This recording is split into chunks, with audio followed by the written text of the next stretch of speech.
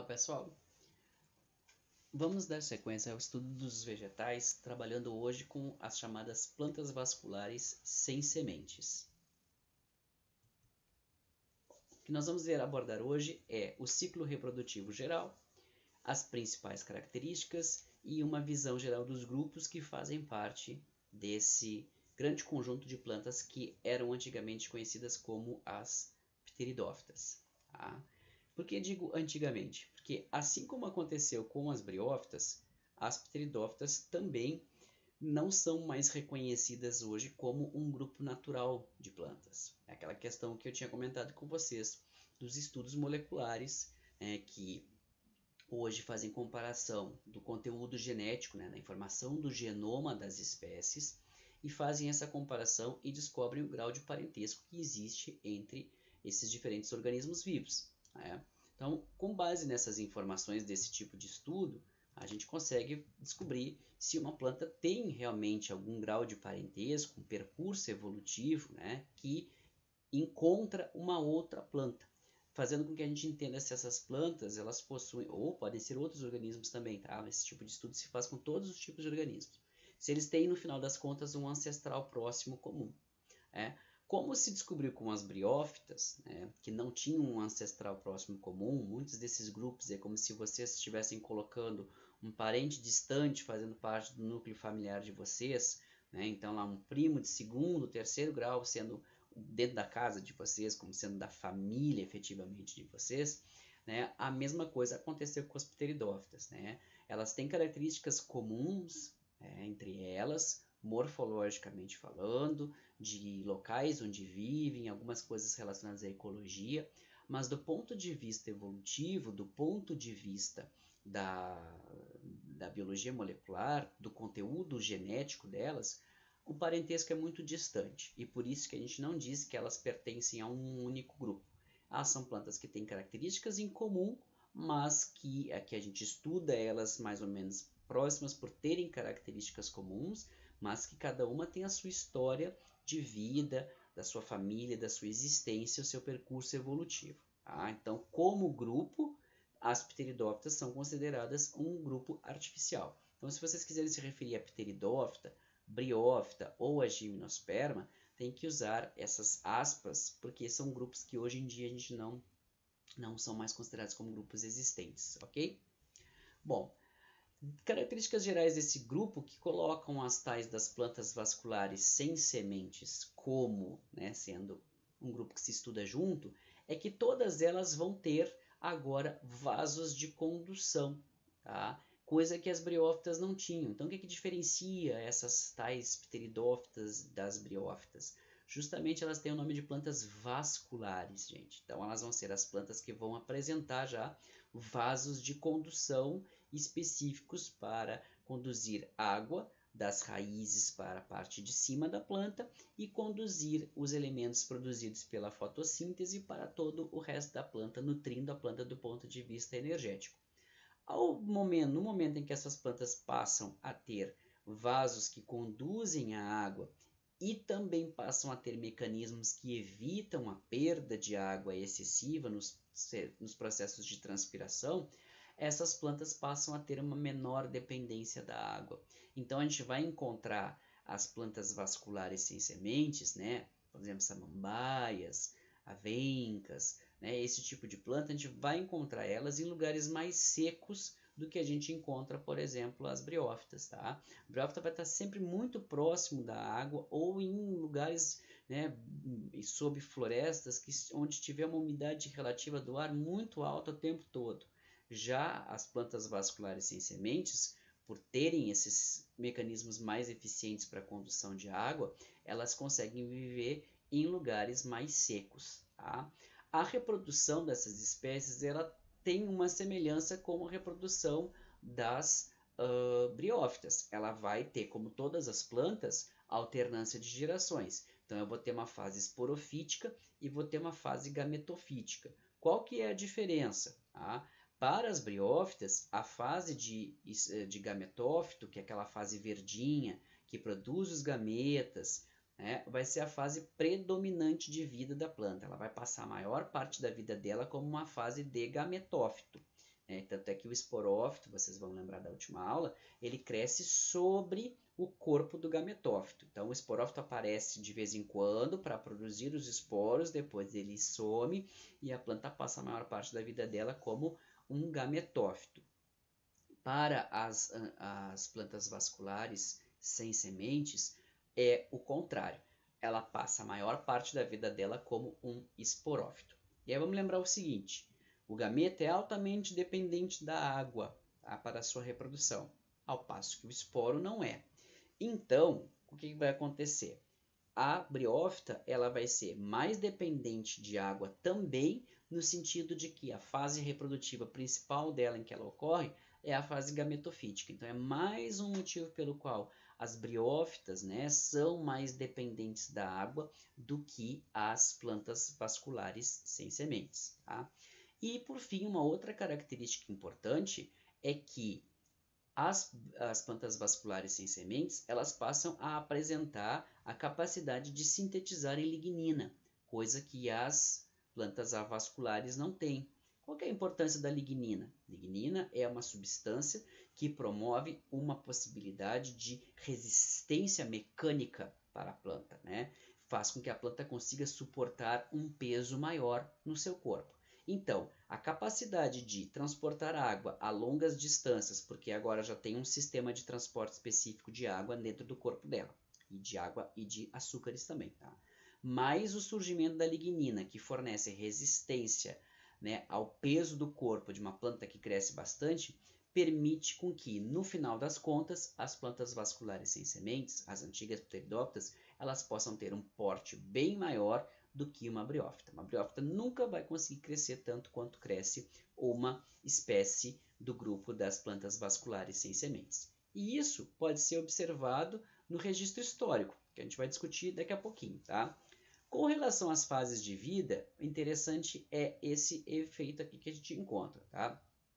Quando a gente olha para um musgo, em geral a gente está olhando para a fase gametofítica dele, que é aquela tapetinho verde, aquilo ali é a fase gametofítica. Os cabinhos que saem em cima com as cápsulas, né, que a gente viu na última aula, é a fase esporofítica. Em geral, o musgo, né, as briófitas, né, as plantas avasculares, estão nessa fase de gametófito, a fase verdinha do tapetinho. Tá? Agora, com as samambaias, né, as antigamente chamadas pteridófitas, é o contrário. O gametófito ele costuma ser muito pequeno mesmo. A gente nem enxerga ele na natureza, basicamente, porque geralmente ele vai acontecer, como o gametófito é mais sensível à questão da água, né? Ele vai estar sempre debaixo de outras plantas, próximo a lugares muito úmidos, e ele vai sempre ser muito pequeno. Por quê? Já direto em cima, quando esse pequeno gametófito cresce, já direto em cima dele começa a se desenvolver o esporófito, e aí vai acontecer o quê? O esporófito vai consumir o gametófito para permitir o seu crescimento. Então é como se o esporófito se alimentasse da energia do gametófito e crescesse sobre ele e consumisse esse gametófito. Como é que vai acontecer esse processo, gente? O esporo, né, ele vai cair na natureza e o esporo ele não tem substância de reserva dentro dele. Ele precisa germinar logo e crescer uma estrutura como se fosse um fungo em cima do solo. Essa estrutura que cresce e ramifica intensamente em cima do solo, ela funciona dessa forma para fazer o quê? Conseguir fazer fotossíntese e absorver água para permitir o crescimento do gametófito em cima dessa rede de plantas que a gente de células que está se formando no solo. Essa rede vai se tornando mais complexa e forma o gametófito. O gametófito dura muito pouco tempo, porque sobre o gametófito já vai se desenvolver o esporófito. Então o gametófito se desenvolve, forma os gametas, ocorre o encontro dos gametas e o esporófito começa a crescer em cima do gametófito, sugando as energias do gametófito e consumindo esse gametófito para formar o esporófito. É o processo contrário do que acontece com os musgos, onde a gente vai ter o esporófito crescendo em cima do gametófito, só que o esporófito, quando cresce em cima do gametófito, no caso das briófitas, não consome o gametófito. Né? Ele usa o gametófito para obter energia, porque o gametófito dá alimento para ele, mas ele não consome o gametófito, porque o gametófito é a fase predominante do ciclo de vida das briófitas. Aqui nas pteridófitas é o contrário. O esporófito vai crescer a partir da fecundação dos dois gametas, né, masculino e feminino, vai se formar o zigoto, começa a se formar o esporófito e o esporófito usa o gametófito como fonte de nutrição, consumindo o gametófito. E é por isso que a gente raramente, exceto uma pessoa que tem o olho treinado para encontrar um gametófito de uma planta vascular sem semente na natureza, vai conseguir encontrar um gametófito na natureza, porque geralmente ele tem uma curta duração de vida e logo em seguida se estabelece a planta em cima dele, o esporófito em cima dele, consome ele e ele desaparece na natureza. Tá? Então, se vocês encontrarem, tirem uma foto porque vai ser uma coisa bastante difícil de acontecer. Com relação a essa questão do desenvolvimento dessas plantas, né, por conta do fato de terem sistema de transporte de água e o fato de terem lignina, isso permitiu que lá atrás, no período carbonífero, nós tivéssemos espécies que tinham a capacidade de crescer e formar grandes plantas, plantas de grande porte, 20 metros de altura, por exemplo, tá? Que são as plantas vasculares sem sementes arborescentes, tá? Que são basicamente registro fóssil. A gente ainda tem hoje em dia exemplos disso? Tem. A gente tem os xaxins ainda hoje em dia, que são verdadeiras arvorezinhas, né? Parece uma palmeirinha lá no meio da mata, né? E que vai ser uma pteridófita, entre aspas, né? Uma pteridófita arborescente, uma pteridófita de grande porte. A maioria dessas plantas, elas vão ter pequenos tamanhos, né? São as samambaias que a gente conhece, as avencas e alguns outros exemplos que eu vou mostrar para vocês hoje, tá? Mas antigamente essas plantas, elas eram as formas de vida, né, dominantes e tinham grande porte, tá? Elas entraram em extinção por quê? Porque essas plantas crescem muito devagar, tá? E como elas crescem muito devagar, quando surgiram as plantas que vieram depois, que eram as gimnospermas, e que muitas espécies de gimnospermas apresentavam um crescimento muito rápido, elas simplesmente tomavam conta do ambiente muito rapidamente, se apropriavam dos recursos do ambiente e faziam com que essas plantas que crescessem muito rápido não conseguissem se desenvolver. E aí essas plantas de grande porte foram ficando cada vez mais numa competição desleal por nutrientes, por sol, por energia, com relação às outras que cresciam muito rápido. E aí elas foram se extinguindo, porque não conseguiam competir com as novas vizinhas. E por isso, as plantas que existem ainda hoje, né, são plantas que conseguiram assumir um lugar muito específico dentro da natureza, sem serem extintas. Mas isso a gente vai ver daqui a pouquinho mais. Tá? Vamos ver agora bem rapidamente, bem de forma bem leve, né, os principais grupos que compõem as chamadas plantas vasculares sem sementes. Tá? São filos diferentes de plantas, tá? Eles não são parentes próximos e por isso cada um tem o seu próprio nome. Tá? O primeiro grupo é o grupo das licófitas, né, o filo Licofita. Tá? Essas plantas aqui, elas eram lá da época que eu mostrei essa foto aqui para vocês. Ó. Elas eram as que faziam essa formação dessas florestas grandes, eram essas licófitas, né, que eram as licófitas em formato de árvore, as arborescentes. Tá? Hoje em dia, a gente tem cerca de 1000 espécies apenas ainda dessas plantinhas, que vão apresentar essa estrutura aqui no seu esporófito, tá? Onde elas vão produzir os esporos aqui dentro dessa estrutura que parece uma velinha, né, que a gente chama de estróbilo, que é o mesmo nome que se dá para as pinhas dos pinheiros, também acontece aqui nessa plantinha aqui, tá? Nas licófitas. Aqui dentro é uma característica comum do grupo, tá? Aqui dentro é que se produzem os esporos, tá? Elas ocorrem principalmente em regiões tropicais e elas comumente são epífitas, ou seja, crescem em cima de outras plantas para poderem absorver a luz do sol mais facilmente, tá?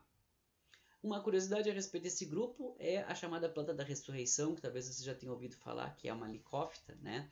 Que essa planta aqui, ela existe em lugares onde há uma pluviosidade muito errante, né? Onde pode ocorrer longas estações secas. Essa planta aqui, ao contrário do que acontece com muitas plantas desse tipo de lugar, que a parte aérea morre e elas conservam toda a energia em estruturas subterrâneas, e aí a parte aérea morre, ela se desprende da parte subterrânea e quando volta a chover, a parte subterrânea lança uma parte aérea nova. Tá? Nesse caso aqui é curioso porque é diferente. Quando está muito seco, essa planta aqui ela desseca por inteira e fica com esse aspecto de morta durante semanas, meses, enquanto não chove. A partir do momento que volta a chover, ao invés de jogar fora essa parte aqui seca e criar uma nova parte a partir de substâncias de estruturas subterrâneas, essa parte aqui que estava seca volta a se tornar verde e volta a se tornar viva e ressuscita literalmente, né, daquele estado de hibernação e secura em que ela estava, se torna uma planta verde e fotossinteticamente competente e capaz de se reproduzir mais uma vez. Tá? Procurem depois para vocês verem maiores detalhes a respeito da planta da ressurreição. Outro grupo que nós temos aqui é um grupo bem diferente, que é o grupo das psilófitas. Tá? Ele é um grupo bem diferente e ele é um resquício evolutivo que a gente ainda tem hoje em dia, um fóssil vivo andando por aí. A gente tem só 2 gêneros dentro desse grupo. Ele é um grupo interessante porque a gente não sabe exatamente as relações de parentesco que esse grupo tem com as outras plantas do grupo das plantas vasculares sem semente. Tá? Não tem muita informação a esse respeito. Provavelmente os parentes próximos que fazem o link dela com os outros grupos que existem hoje em dia estão todos extintos há muito tempo e por isso que não consegue se encontrar muito as ligações de onde essa planta veio no percurso evolutivo dos vegetais. Tá? Ela tem uma característica interessante porque ela não vai ter folhas, ela tem o caule todo ramificado. E nessas estruturinhas aqui amarelinhas que vocês estão observando é que se produzem os esporos dessas espécies aqui. Tá? Um outro grupo, que esse aqui já é mais conhecido e talvez vocês já tenham visto por aí, que é o grupo das esfenófitas. Ele é constituído por um único gênero, que é o gênero Equisetum. Esse gênero, ele é o gênero das chamadas cavalinhas, são em torno de 15 espécies, e elas são muito conhecidas por terem propriedades medicinais, tá?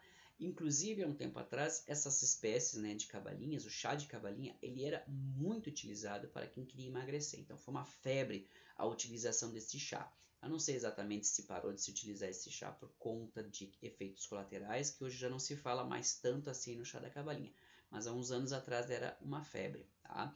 Ele recebe esse nome popular de cavalinha porque parece o rabo de um cavalo quando vocês colocam aqueles, né, aquelas coisinhas que fazem com que o rabo do cavalo fique todo, né, como se fossem gominhos. Então ele tem essa estrutura parecida, por isso que recebe o nome de cavalinha. E por fim, o grupo das chamadas filicinófitas, que são os chamados fetos. Feto é um termo geral para se referir ao grupo que inclui as samambaias, as avencas, os xaxins. A gente pode chamar essas plantas em geral de fetos. Tá? Diferença importante que esse grupo vai apresentar. Ao contrário dos outros grupos que apresentam rudimentos de folhas, né, e tal, mesmo as psilófitas, não apresentam folhas propriamente ditas. As filicinófitas vão ser o primeiro grupo de plantas que vai, dentro do percurso evolutivo dos vegetais, que vai efetivamente apresentar folhas verdadeiras. Tá? Essa aqui é a estrutura geral de uma samambaia, por exemplo, né? Onde nós vamos ter raízes que vão fazer absorção de água assim no solo. Tá? Então lá naqueles rizoides que nós tínhamos nas briófitas, aqui nós já temos absorção de água. Tá? E aí nós temos um caule, que é um caule na forma de um rizoma, que é aquele caule que cresce subterrâneo, abaixo do nível do solo e paralelo ao solo. Tá? Esse é um caule bem do tipo rizoma. A partir do rizoma vão surgir as folhas verdadeiras, tá? Que são essas grandes folhas aqui, essas frondes, né? Que são essas grandes folhas que vão formar as samambaias. E aqui atrás nós temos os chamados soros. Tá? O que são os soros? Os soros eles vão ser estruturas que vão ser um conjunto de estruturas que produzem esporos. Estrutura que produz esporos chama-se esporângio.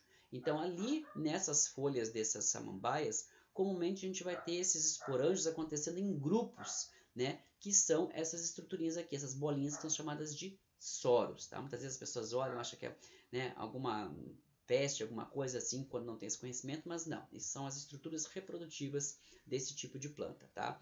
Não acontece em todas as folhas, tá? Então são as folhas reprodutivas, as chamadas folhas férteis, que vão apresentar essas estruturas embaixo das suas folhas. Outras folhas vão ter função especificamente de fotossíntese e não vão apresentar essas estruturas na parte de trás. É o caso, por exemplo, aqui do polipódium, que é uma das samambaias mais comuns que se conhece, que tem algumas folhas que realizam a produção dos soros. Tá? Para outras espécies, como é o caso da ursina, não vai ter folha fazendo essa função aqui, tá? Mas vão ter hastes que vão sair lá do rizoma, que está lá embaixo do solo, hastes compridas que aqui nas suas pontas vão apresentar esses soros todos agrupados, tá?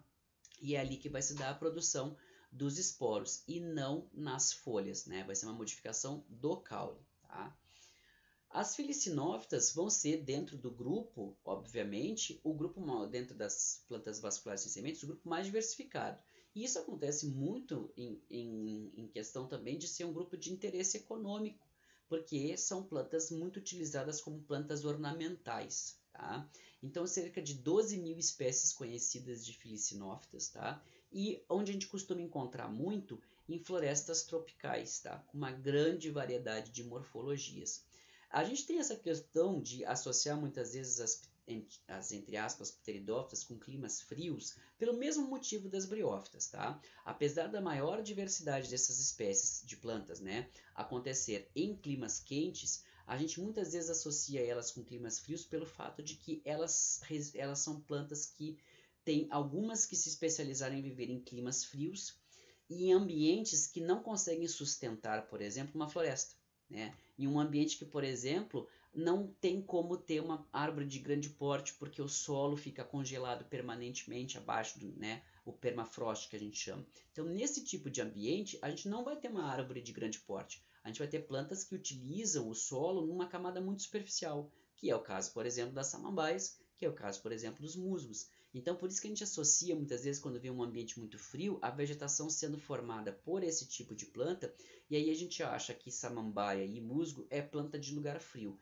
Pelo contrário, a maior diversidade acontece em lugares de clima quente, mas dentro de florestas. Por isso que muitas vezes passa batida a questão da gente ter tanta diversidade, justamente num ambiente onde a gente tem diversidade grande de todo tipo de organismos. Tá?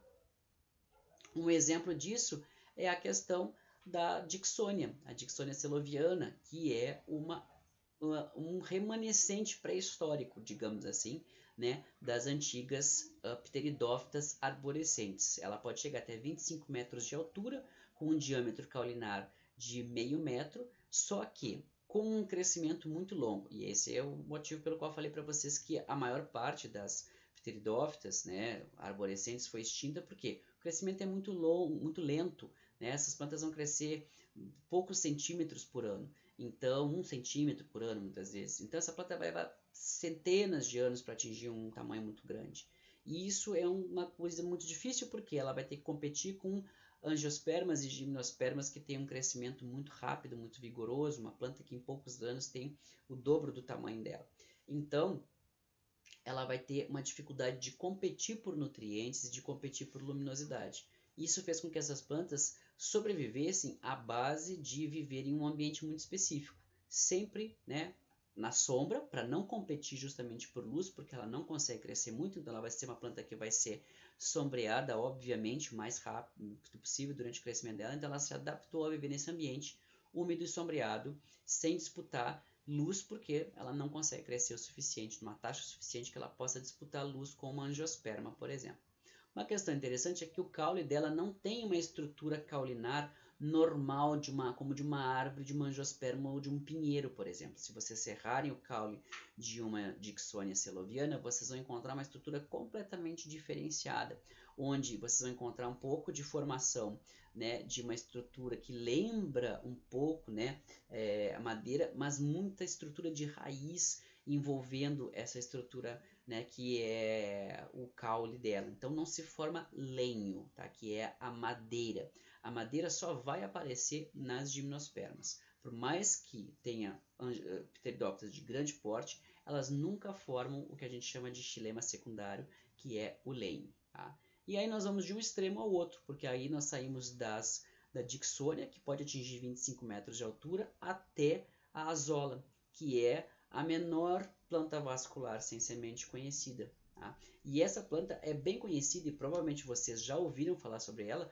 porque ela é uma planta muito importante, porque ela possui uma simbiose com uma cianobactéria, tá? Que é capaz de fixar o nitrogênio, que é um elemento de difícil fixação na natureza. As plantas em si não conseguem fixar nitrogênio. As plantas precisam pegar nitrogênio na forma orgânica no ambiente, a partir da decomposição de outros organismos vivos, ou então elas vão fazer simbiose com organismos que consigam fazer a fixação desse nitrogênio. E somente procariotos conseguem fazer isso. Bactérias e cianobactérias. Nesse caso da azola, forma-se uma simbiose com a anabena, que é uma cianobactéria que consegue fazer a fixação do nitrogênio. E isso é particularmente importante na cultura arrozeira. A azola, ela é amplamente conhecida na cultura arrozeira, tá? No arroz irrigado, porque ela faz justamente essa associação. Ela vive ali naquele ambiente e, a partir da simbiose com a cianobactéria, ela vai fixando o nitrogênio da atmosfera, transformando esse nitrogênio, que é uma forma inorgânica inaproveitável pelas plantas, numa forma orgânica, em proteínas para o corpo da própria bactéria e da Pteridófita que vive em simbiose com ela. À medida que essa bactéria vai morrendo, que a Pteridófita vai morrendo também, ela vai liberando esses compostos nitrogenados para que eles sejam aproveitados pela cultura arrozeira e seja uma forma de fazer um incremento, né, da produção de compostos nitrogenados dentro dessa cultura, sem a utilização, por exemplo, de uma forma artificial. Então, ela é muito conhecida, provavelmente vocês já ouviram falar sobre a azola na cultura arrozeira.